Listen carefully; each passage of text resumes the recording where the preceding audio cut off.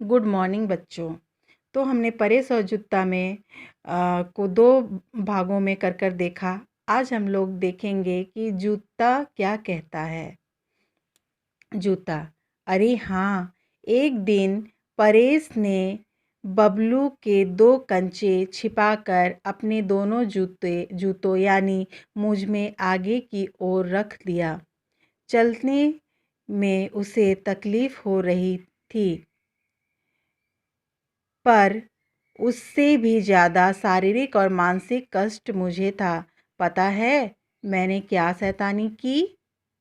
जूते के आगे की तरफ जहाँ उसने कंचे छिपाए थे, मैं वहीं से अपना मुंह खोल दिया और धीरे धीरे कंचे बाहर निकाल दिए।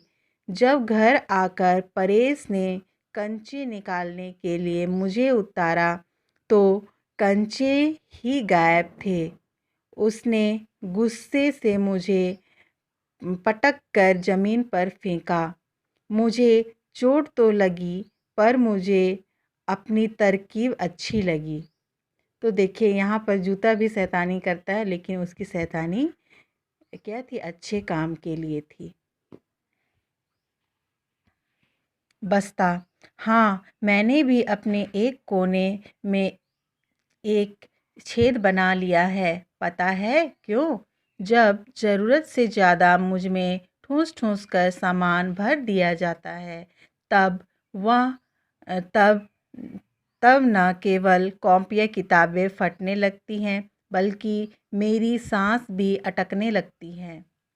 तब मैं इस खुले छेद से ताज़ी हवा पा लेता हूँ और ज़रूरत से ज़्यादा भरा होने पर एक दो छोटी मोटी चीज़ें नीचे भी गिरा देता हूँ। यह कहकर दोनों हंसने लगे। जूता, पर भाई, इसके अलावा हमारे पास और कोई उपाय भी नहीं है। हम सचमुच में परेश का बुरा थोड़ी ही चाहते हैं। हम तो उसकी आदतें सुधारना चाहते हैं। बस्ता, तुम बिल्कुल ठीक कहते हो। मैं भी अपना छेद बड़ा कर लूँगा और चोरी की गई चीज़ को सबके सामने गिरा दूँगा। तब तो परेश की पोल खुल जाएगी। सबके सामने उसकी चोरी भी पकड़ी जाएगी। क्यों, कैसी रही यह तरकीब? दोनों हंसने लगे। देखिए यहाँ पर दोनों शैतानी करना चाह रहे, लेकिन इनकी मंशा गलत नहीं है, मतलब इनकी सोच गलत नहीं है। ये उसको सही रास्ता दिखाने के लिए ऐसा करने की चाह रख रहे हैं। जूता, स चुप चुप, किसी के आने की आहट आ रही है। कोई हमारी बात ना सुन ले। तो जूता कहता है कि शांत हो जाओ, शायद कोई आ रहा है। कोई आ रहा है मतलब हो सकता है परेश ही आ रहा है और वह सुन ना ले। तो हम सभी इस पाठ से क्या सीखे?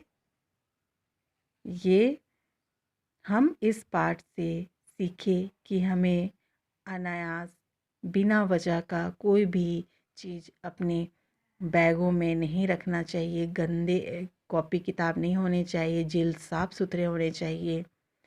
और आपका जो ड्रेस कोड है, स्कूल ड्रेस, जूता, ये सभी साफ़ सुथरी होनी चाहिए।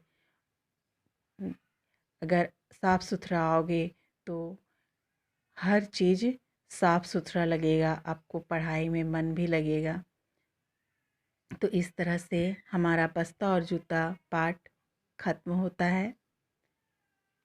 अब यहाँ रह गए नए शब्द। तो नए शब्द पहले लिखिएगा, उसके बाद आप लोग लिख लिए होंगे, कोई बात नहीं, अच्छी बात है। नए शब्द और मुहावरे पहले लिखना है। उसके बाद फिर मौखिक और लिखित है। मौखिक और लिखित में आपको मौखिक और लिखित ये सब का उत्तर दे दिया जाएगा। आप उसको कॉपी में उतार लीजिएगा। धन्यवाद।